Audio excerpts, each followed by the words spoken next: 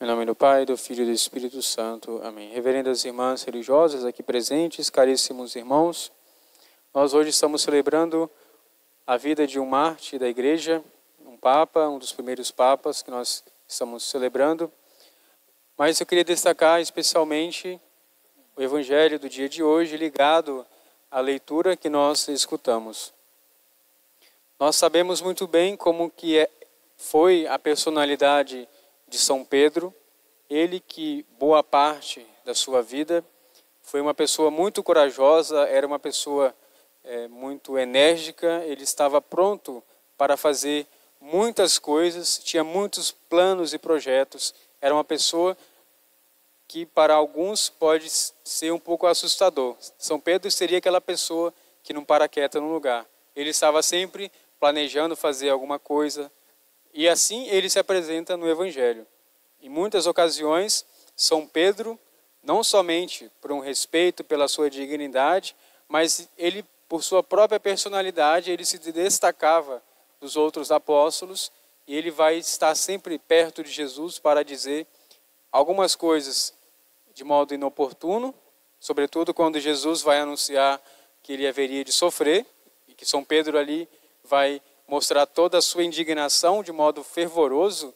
Ele vai dizer, quando Jesus diz para ele que ele haveria de sofrer, haveria de morrer e haveria de ressuscitar, sobretudo no terceiro dia, São Pedro diz para Nosso Senhor que isso não aconteça. Então ele mostra a sua indignação para Jesus e Nosso Senhor vai de modo mais enérgico ainda demonstrar a ele também o seu descontentamento com aquela postura e vai pedir que São Pedro se afaste dele porque ele estava sendo como um demônio, como um Satanás, sendo uma pedra de tropeço para o Senhor. Mas hoje nós escutamos as palavras de São Pedro, que parece ser outra pessoa, depois, é claro, de Pentecostes. Depois que São Pedro foi completamente transformado, tendo seu coração transformado profundamente por Nosso Senhor, pelo Espírito Santo, ele se transformou, mas não perdeu nada do seu modo enérgico de agir, de pensar, o seu modo de ser. Mas, pelo contrário, foi potencializado. São Pedro se tornou, de fato, ali o chefe da igreja, o chefe dos apóstolos. Ele foi cuidando da igreja nascente e ele vai dar as razões pelas quais ele, de modo tão pessoal, passou também por esse encargo. Nós devemos recordar que um dos momentos muito marcantes do período pascal é o encontro de São Pedro com Nosso Senhor ressuscitado no mar, no lago de Tiberíades. Ele vai ver Jesus, ele que tinha voltado ao seu trabalho, ele tinha voltado a pescar, e Nosso Senhor, ele portanto, tinha presente que São Pedro o tinha traído, negado 3 vezes, e São Pedro também guardava isso em seu coração, e voltou, se afastou de Jesus e voltou para o seu trabalho cotidiano. E completamente afastado de Jesus. Não completamente, mas boa parte do seu pensamento estava voltado ainda àquele remorso por ter negado Jesus por 3 vezes. E Jesus vai aparecer para ele e vai, portanto, essas palavras que nós escutamos na sua epístola são uma recordação desse momento tão importante que foi para São Pedro. Ali, São Pedro foi completamente perdoado, a sua consciência voltou a seu estado normal, ali ele voltou em sua amizade com Jesus. Aí ele encontrou ali naquele momento o perdão de Jesus, ele vai receber por 3 vezes o encargo que Jesus concedeu a ele. Nosso Senhor perguntou a ele por 3 vezes se ele o amava, e ele vai dizendo, sim Senhor, eu vos amo. E já um pouco cansado de responder que amava Jesus, em todas essas vezes, Nosso Senhor disse para ele, apacenta as minhas ovelhas, apacenta os meus cordeiros. E São Pedro guardou isso profundamente e, portanto, com Pentecostes ainda, São Pedro se tornou uma pessoa muito distinta daquilo que ele era anteriormente. Ele já não guardava raiva no seu coração, mas ele dava as razões pela qual ele daria no futuro a sua própria vida. E Nosso Senhor, no Evangelho que nós escutamos no dia de hoje, vai perguntar não só a São Pedro, mas a todos os discípulos e apóstolos, quem é ele? O que os apóstolos e discípulos pensam que é Jesus. E se ele perguntasse também a cada um de nós, nesta noite, e vós, quem dizeis que eu sou? Nós poderíamos dar muitas respostas, porque muitas das vezes a gente procura nosso Senhor por conta de algo muito específico. Talvez a gente procura uma resposta de um emprego, a cura de alguma doença, mas acabamos esquecendo da centralidade da nossa fé, que é a fé na pessoa de Jesus. Nós buscamos, portanto, como dizia Santa Teresa, não o Deus das consolações, mas muitas das vezes nós buscamos as consolações que Deus vai nos dando, nos concedendo. E de fato, Ele vai nos atraindo com essas consolações, mas justamente Ele quer colocar o nosso coração fixado no centro que é a fé na sua pessoa.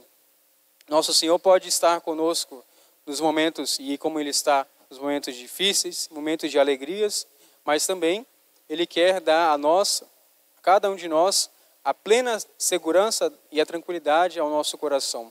Se nós possuímos a Jesus, se nós cremos de fato, como disse São Pedro, que Ele é o Cristo, Filho de Deus, portanto, nosso coração, em meio aos sofrimentos, às dores cotidianas que nós temos, e talvez em momentos tão tristes da nossa vida, nós estaríamos completamente tristes de fato, mas nós estaríamos seguros. Porque vamos recordar que domingo passado nós celebramos o domingo do Bom Pastor. E o Bom Pastor é a figura de Cristo que São Pedro estava ali afirmando, porque ele estava depositando naquela palavra, naquela frase de São Pedro, dizendo que Jesus era o Cristo, o Filho de Deus vivo. Justamente ele estava completamente convencido de que Jesus era a resposta às aspirações do seu coração.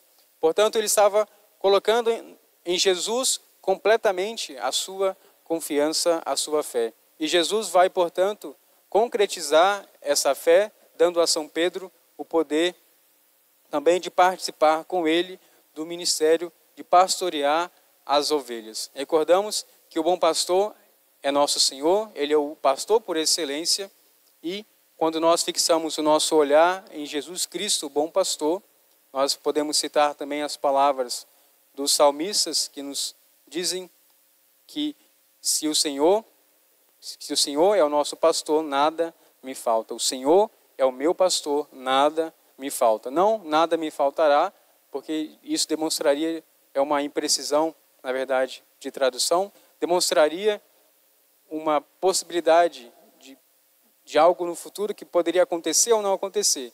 Mas com Jesus, nós temos a plena realização daquilo que Ele nos concede. Portanto, nada nos falta neste momento. Jesus é, portanto, a segurança ao nosso coração. E quando olhamos para Jesus, olhamos também para São Pedro e o santo que nós celebramos hoje, quando olhamos também para o Papa Francisco, nosso coração deve estar confiados no pastor supremo que é Jesus. Todos os bispos, os papas, eles participam da missão confiada por nosso Senhor, que nós devemos estar sempre fixados em Cristo, bom pastor. Ele que é o pastor que nos conduz, mesmo que a igreja já passou momentos tão difíceis, continua a passar situações complexas e desesperadoras em muitas ocasiões, mas nós devemos colocar e depositar nossa confiança em Jesus, porque Ele diz que os males, o poder do inferno não poderá prevalecer sobre a sua igreja. Não por mérito de algum papa, de algum bispo, não, mas justamente porque Ele é a resposta, Ele é, de fato, o fundamento da vida da igreja. Ele vai dar a cada um de nós as forças para continuar e ser fiéis, cuidando do rebanho. E cada um de nós deve participar também, como cristãos, do nosso ofício de levar as pessoas até Jesus. Cada um de nós tem pessoas que são responsáveis por nós, seja os filhos em casa, a esposa com os filhos e o esposo, seja algumas pessoas que são professores, que trabalham no escritório ou na roça também, mas cada um de nós, as pessoas também que trabalham com a catequese, a gente se relaciona todos os dias com pessoas, então nós devemos também nos apropriar dessa imagem do bom pastor. Tem uma imagem tão bonita de Nossa Senhora com uma imagem de pastora, ela com algumas ovelhas em seu coração, então também o trabalho de pastor também está ligado ao lado feminino. Nós devemos recordar que os pastorinhos de Fátima, quantos eram? Eram 3, e também ali tinha uma pastora.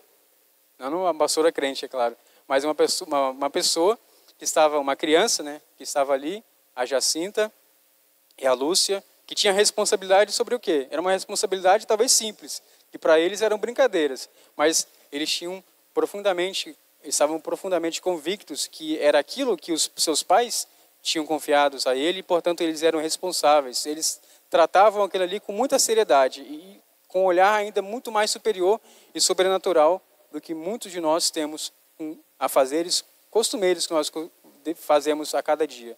Eles tinham um sentido, portanto, sobrenatural das suas vidas. E, portanto, tanto Cristo, bom pastor, como Nossa Senhora, aquela que nos conduz, como a divina pastora, nós devemos também nos apropriar dessa imagem do pastor. Nós, portanto, somos responsáveis também por pessoas que se relacionam conosco, que se encontram conosco, talvez de modo repentino, na fila do banco, em qualquer lugar. Nós, portanto, somos responsáveis também de conduzir essas pessoas até o centro, até nosso Senhor Jesus Cristo. Que a nossa vida seja uma vida útil para as pessoas. A vida do pastor é uma vida útil, não somente para si, mas, sobretudo, a serviço das ovelhas. Portanto, a nossa vida também deve ser uma vida útil e, como dizia São José Maria Escrivá, nós devemos deixar rastro neste mundo. Devemos apagar o caminho sujo do mal com a nossa vida, com a fé que nós levamos dentro do nosso coração. Essa, portanto, deve ser a nossa atitude em frente à nossa vida. Nós devemos levar com a nossa existência aquilo que nós acreditamos, que Jesus Cristo é o Senhor, o Filho do Deus vivo. E Ele, ressuscitado, glorioso, está sempre no meio de nós. Louvado seja nosso Senhor Jesus Cristo. Para sempre seja louvado. Em nome do Pai, do Filho e do Espírito Santo. Amém. Amém.